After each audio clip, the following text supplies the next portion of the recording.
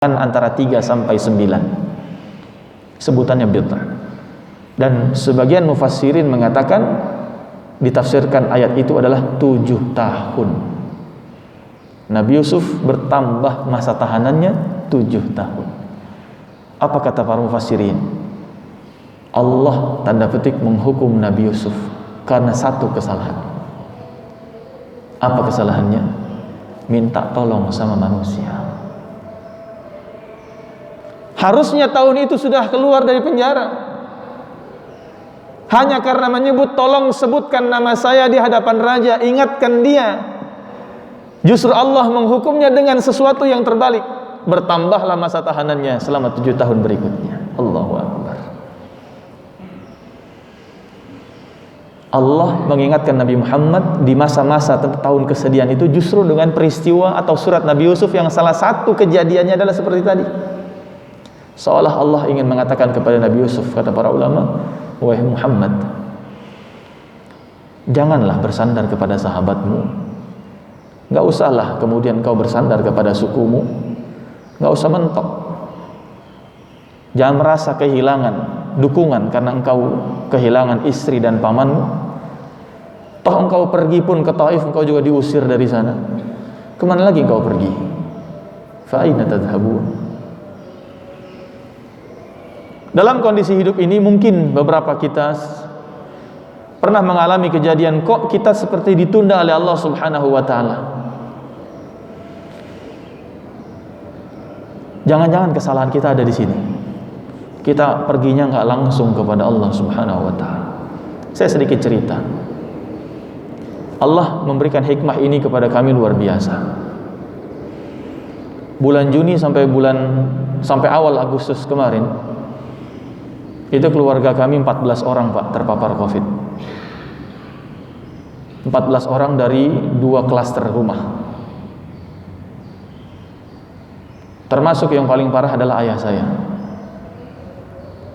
42 hari di dalam rumah sakit dan 30 hari kurang lebih di ruang ICU. Selebihnya di ruang perawatan.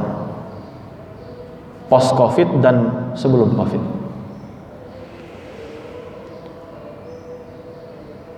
Awal mulanya ibu saya dirawat di rumah sakit Cisarua. Itu sudah sempat masuk ICU dan 10 hari di ruang ICU. Masuk hari Rabu, hari Sabtu pagi masuk ICU. Hari Rabu ke rumah sakit, Sabtu pagi ICU, Jumat malam sesak. Dan ketika itu mintanya sama Allah betul-betul. Kita ingat betul bagaimana kita mohon kepada Allah agar berikan kesembuhan kepada orang tua kami. Dikasih obat, pintu kemudahan Allah kasih. Yang obatnya saat itu nggak ada, alhamdulillah ada yang menghubungkan langsung ke Wakil Menteri Kesehatan. Obat itu bisa keluar. Sembuh, cepat pemulihannya. Ada efek positifnya gitu. Semakin ada perbaikan. Nah, ketika ayah saya masuk ke rumah sakit hari Jumat malam, satu pekan berikutnya, kesalahan kami satu yang kami evaluasi. Sempat terucap kata-kata, tolong kasih obat yang sama sebagaimana yang pernah dikasih kepada ibu saya di rumah sakit Cisarua. Ayah saya di rumah sakit Fatmawati. Diberikanlah obat yang sama. Awal masuk ke rumah sakit semua hasil labnya bagus, ronsennya juga nggak terlalu parah. Kemudian dikasih obat itu justru semakin perburukan. Hari Selasanya masuk ruang ICU. Semua tindakan medis dilakukan. Sampai konvalesen kita, saya juga minta disebarkan WA, minta tolong mungkin ada. Dapatlah 3 donatur plasma. Tapi ternyata sudah terlambat. Karena yang efektif ternyata di hari ketiga pasca dinyatakan positif. Malah justru perburukan semua. CRP-nya semakin tinggi, kemudian pembekuan darahnya semakin tinggi, ya, D-dimernya, kemudian paru-parunya semakin buruk, luar biasa, semua semakin perburukan. Akhirnya inform consent, menyetujui untuk tindakan CDL, namanya cuci plasma, CRRT. Dipasang alat di sininya. Jadi di sini sekarang bolong gitu, kelihatan bolongnya.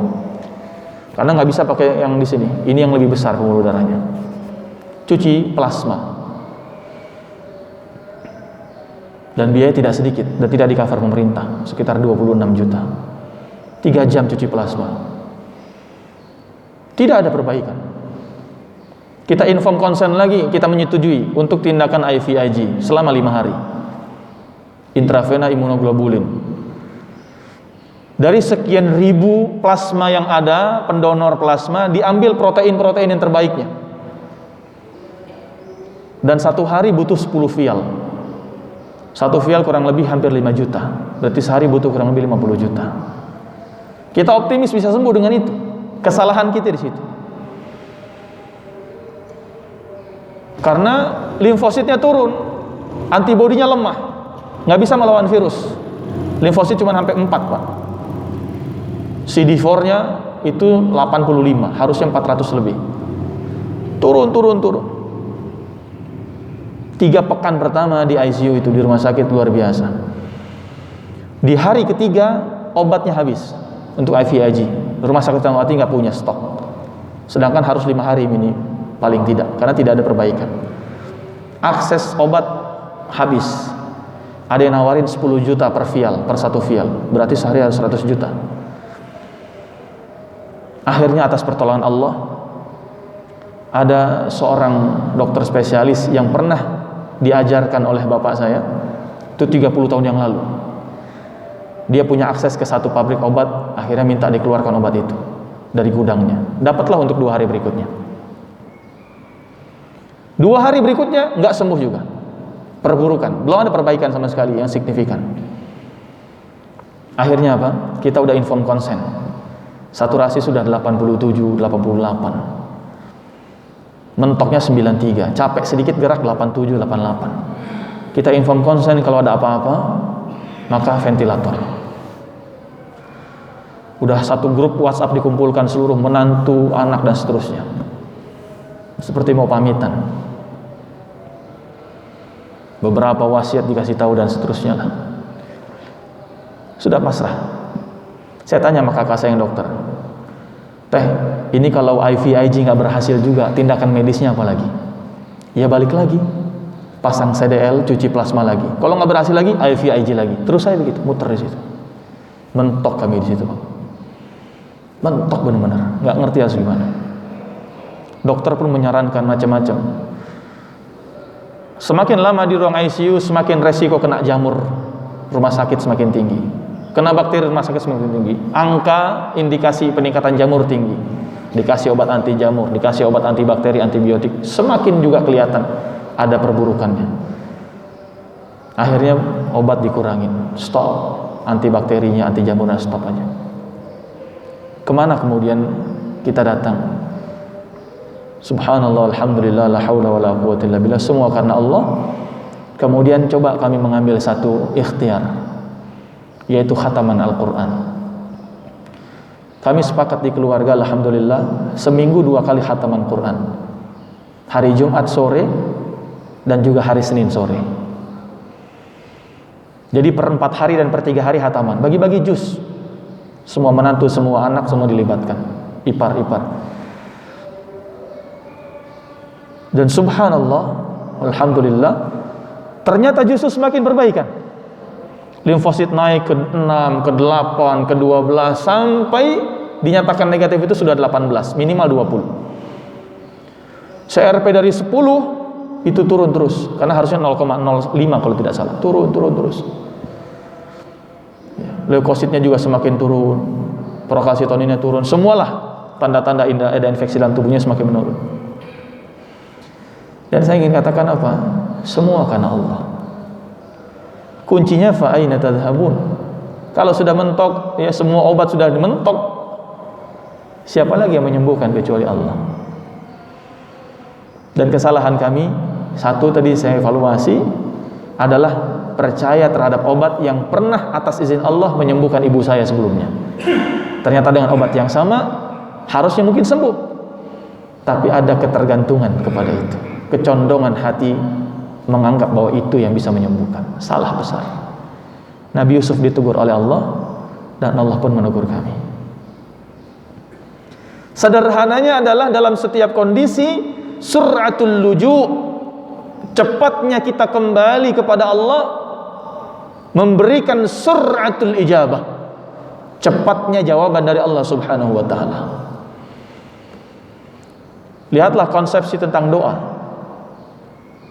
Wa idza sa'alaka 'ibadi 'anni fa inni qarib ujibu da'watad da'i idza da'an falyastajibu li. Sebelum iman, sebelum perintah beriman, Allah perintahkan falyastajibu li, segera datang kepada Allah, segera jawab setiap seruan Allah. Maka ujibu da'watad da'i idza da'an, pasti aku kabulkan doa itu dengan cepat. Kesalahan manusia datangnya bukan kepada Allah Subhanahu wa ta'ala. Ini yang pertama Allah tegur kepada Nabi Muhammad sallallahu alaihi wasallam melalui kisah Nabi Yusuf.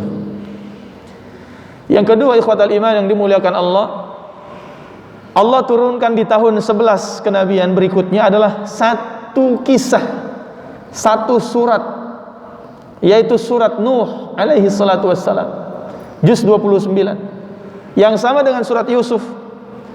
Surat Nuh ini dari awal surat Allah sudah sebutkan nama Nuh. Inna arsalna Nuhan ila qaumihi, sungguh kami mengutus Nuh kepada kaumnya. Sampai akhir surat juga masih tentang Nabi Nuh, yaitu doa Nabi Nuh. Sama kayak Yusuf, dari awal sampai akhir tentang Yusuf. Nuh dari awal sampai akhir tentang Nuh. Di dalam surat Nuh, pendidikan dari Allah, tarbiyah dari Allah luar biasa kepada Nabi Nuh. Kondisi mentok, ngadu sama Allah, udah ngadu, udah ngeluh. Ya Allah, da'utu qaumi lailan wa nahara, saya sudah dakwah itu siang dan malam. Inni da'utuhum jihara, saya sudah dakwah terang-terangan. Inni alantu lahum wa asrartu lahum israra, saya sudah umumkan dakwah, saya sudah dakwah secara sembunyi-sembunyi juga. Semua metode dan cara dakwah sudah saya lakukan. Saya dakwah sudah siang dan malam, dan 950 tahun. Alfa sanatin illa khamsina aman, 1000 tahun minus 50, 950 tahun. Falam yazidhum du'ai illa firara. Mentok ya Allah, enggak nambah-nambah jumlah yang nerima dakwah saya, justru yang nambah mereka bertambah, semakin kufur dan semakin menjauh dari dakwah saya. Allah mengingatkan Nabi yang melalui kisah Nabi Nuh. Ada 3 hal Allah mengingatkan Nabi Muhammad SAW. Wahai Muhammad, engkau ini dakwah baru 11 tahun, karena surat Nuh Allah turunkan di tahun ke-11. Nuh nabiku, saudaramu, itu dakwahnya 950 tahun, engkau baru 11 tahun. Allah menghibur Nabi, belum ada apa-apanya. Yang kedua, 950 tahun Nabi Nuh berdakwah, yang menerima dakwahnya tidak lebih dari 50 orang. Engkau wahai Muhammad 11 tahun berdakwah, yang menerima dakwahmu sudah 70 orang lebih. Karena yang hijrah ke Habasyah jilid 2 itu 76 orang kurang lebih. Jumlahnya lebih banyak engkau dibanding Nabi Nuh. Allah menghibur Nabi. Dan yang ketiga, Nabi Nuh itu dakwahnya udah siang malam, semua metode dia lakukan, semua cara sudah dia lakukan. Engkau dakwahmu belum siang malam, malammu masih qumil laila illa qalila, malammu masih qiyamul lail kepadaku. Dia malamnya juga berdakwah. Dini hari, pagi buta, tengah malam, larut malam, duha, siang, sore, petang, semuanya dakwah. Engkau enggak segitunya juga kok. Semua metode belum engkau lakukan, semua cara belum engkau lakukan. Belum juga ada syariat jihad lagi. Tapi Allah bagaimana mendidik Nabi Nuh dalam kondisi buntu tadi? Ayat berikutnya, faqultu astaghfiru rabbakum innahu kana ghaffar. Perintahnya cuma satu, Pak. Maka aku katakan kepada Nuh, istaghfiru rabbakum, banyakin istighfar. Subhanallah. Dalam kondisi mentok, yang disuruh sama Allah banyakin istighfar. Al-Hasan al-Basri, seorang ulama tabi'in, pernah ditanya, wahai imam, bagaimana kalau ada orang sudah bangun malam, itu badannya terpaku, nggak mau sama sekali ngambil air wudhu dan sholat, Udah bangun, yang lihat handphone, oh baca grup WhatsApp. Udah bangun, udah masuk kamar mandi, pipis, enggak juga nyempetin ngambil air wudu dan juga sholat. Udah bangun, alarm berbunyi, yang ada dimatikan alarmnya. Kenapa ada orang sudah bangun tengah malam tapi tidak tergerak hatinya melakukan kebaikan? Kaku. Apa kata beliau? Orang itu sedang terjerat dosanya. Jadi ternyata yang membuat kita tidak mendapatkan solusi itu adalah dosa kita sendiri. Makanya Allah perintahkan kepada Nuh, istaghfiru rabbakum. Dan sejak saat itu Rasulullah SAW senantiasa mendawamkan istighfar. Dalam riwayat hadis dikatakan Rasul beristighfar kepada Allah setiap hari, dikatakan 70 kali, riwayat lain mengatakan 100 kali. Untuk apa? Apakah Nabi berdosa? Tidak. Agar Nabi mendapatkan ketenangan hati dan batin, supaya tidak merasa buntu lagi, supaya selalu mendapatkan backup dari Allah Subhanahu wa ta'ala. Apapun permasalahan, apapun ujian, Allah yang langsung kasih solusi dengan istighfar. Yursilis samaa 'alaikum idrara wa yumdidkum bi amwalin wa banin wa yaj'al lakum jannatin wa yaj'al lakum anhara. Seolah Allah ingin memberikan teguran kepada Nabi, wahai Muhammad, engkau bersandar kepada sahabatmu itu salah. Engkau bersandar kepada kaummu itu salah. Engkau bersandar kepada istri dan pamanmu salah. Engkau pergi ke Taif itu salah. Bersandar kepada mereka dan minta mereka menerimamu salah. Dakwah itu dakwah saja, kerjakan saja, ajak mereka, seru mereka. Masalah penerimaan bukan urusanmu. Tapi ada kecondongan dan kecenderungan hati meminta pertolongan kepada mereka, berharap agar mereka menjadi tempat perlindunganmu dan seterusnya, itu salah. Istaghfiru rabbakum, istighfarlah. Subhanallah, nggak repot-repot ternyata. Solusi dari Allah tuh gampang aja. Pertama, suratul luju, supaya masa tahanan kita nggak ditambah sama Allah, kira-kira gitu. Apakah COVID ini Allah tambah 7 tahun lagi, kita nggak tahu. Sebagaimana Nabi Yusuf, hanya karena mungkin ada sebagian di antara kaum muslimin yang patokannya datangnya kepada manusia, diundangnya profesor-profesor ahli epidemiologi, diminta pendapatnya mereka, nggak datang kepada Allah. Giliran kasusnya berhenti, giliran kasusnya menurun, apa kata mereka? Lihatlah pemberitaan, angka COVID menurun, angka kematian menurun katanya, bor rumah sakit, bed occupancy rate-nya menurun. Apa kata mereka? Karena PPKM berhasil. Subhanallah, nggak ada mengucapkan alhamdulillah sama sekali. Nggak ada karena Allah sama sekali. Karena PPKM berhasil. Di mana Allahnya mereka taruh? Ya, padahal dulu ketika sedang meningkatnya istighosah rame-rame, istighosah kubra online di mana-mana, pejabat ini istighosah kubra.